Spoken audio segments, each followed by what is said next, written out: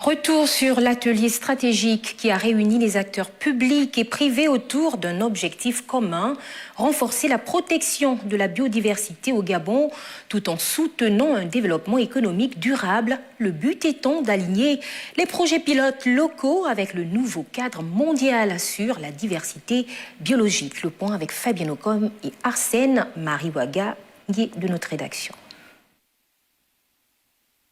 Organisé avec l'appui du WWF et les partenaires internationaux, cet atelier vise à accompagner les acteurs des secteurs économiques, notamment ceux liés à l'extraction des ressources naturelles, afin qu'ils intègrent les pratiques les plus responsables et respectueuses de l'environnement. L'objectif pour nous, c'est de nous assurer que même dans ces secteurs productifs, dans les secteurs extractifs, il y a une prise en compte de la biodiversité. Mais pour faire cela, il faut d'abord qu'on regarde les cadres existants. Est-ce qu'au niveau politique, il y a des engagements, par exemple, forts du secteur minier pour la prise en compte de la biodiversité?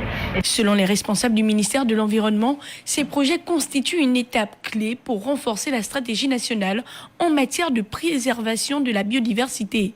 Vous savez que nous sommes en train de dérouler le nouveau cadre mondial de commune mondiale qui fixe donc le cap.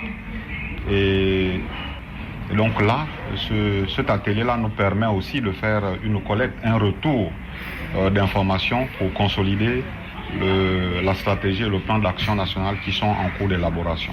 Par ailleurs, cet atelier s'engage sur la voie de la consolidation des politiques publiques dans l'accompagnement des projets pilotes locaux qui concilient développement économique et préservation de la biodiversité. À aider les acteurs du secteur privé au niveau des territoires pilotes à mettre en œuvre les activités qui ont été définies conjointement lors des dialogues territoriaux visant l'élaboration des 10 projets. À l'issue de cet atelier, des recommandations et des instruments de politique sectorielle seront proposés pour financement et mise en œuvre, marquant ainsi une avancée majeure dans la lutte contre la perte de la biodiversité et la crise climatique.